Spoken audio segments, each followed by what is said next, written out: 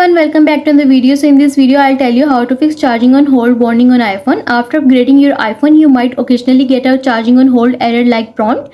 Does this mean your iPhone's charging unit got broken? Of course not. It's Apple built-in way of protecting your iPhone from potential damage. The charging on hold error is a message that pops up when your iPhone's temperature becomes higher than expected while charging. You don't have to worry when you come across this message, as it usually goes away and your iPhone will continue to charge as usual. So in this video I am going to tell you some things to fix this problem, but first subscribe to my channel for more upcoming videos and hit the like button. So let's start the video without wasting any time. So first I am going to tell you some things that might rise your iPhone's temperature.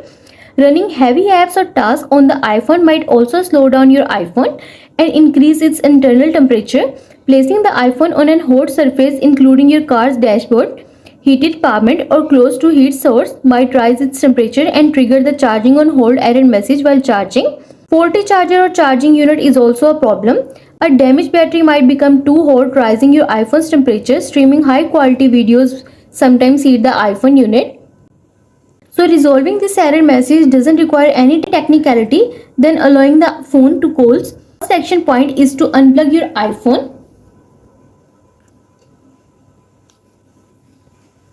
and stop using it until it regains its optimized temperature. Try charging it once you feel it has cooled.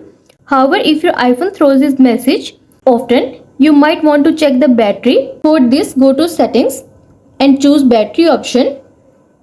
Although there is no task or usage limit on the iPhone, pausing heavy tasks while charging might remove this error message. To check your iPhone has cooled down, connect your charger to see if it still displays the charging on hold message. Feel free to continue charging if you don't get this message, and you are done. I hope this video will help you to fix charging on hold warning message on iPhone, and also let us know in the comments below if you have any questions. Thanks for watching. See you in the next video.